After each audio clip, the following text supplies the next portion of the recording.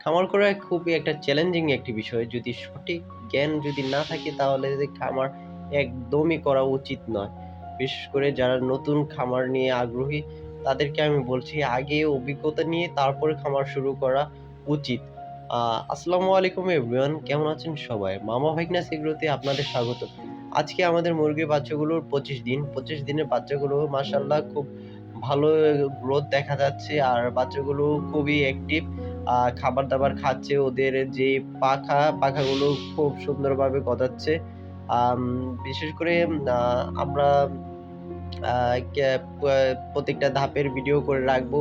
১০ দিন, ৫ দিন পর ভিডিওগুলো করে রেখেছি। পর্যায়ক্রমে সবগুলো ভিডিও আপলোড করা হবে। আপনারা দেখবেন আ কিভাবে মুরগির বাচ্চা পাললে সাকসেস হতে হয় এর সম্পূর্ণ প্রসেস আপনাদের প্রত্যেকটি ভিডিওতে আমরা শেয়ার করব। দেখেন কি সুন্দর করে আমাকে দেখছে ওরা। আ ওরা খুব কিউরিওসিটি নিয়ে দেখছে আর ওরা খুব আ ভালো একটা গ্রোথ আনতে পারছি মাশাআল্লাহ। আপনারা আমাদের সাথেই থাকবেন। আর দেখবেন আমাদের ফার্মের পথ চলা। আল্লাহ হাফেজ।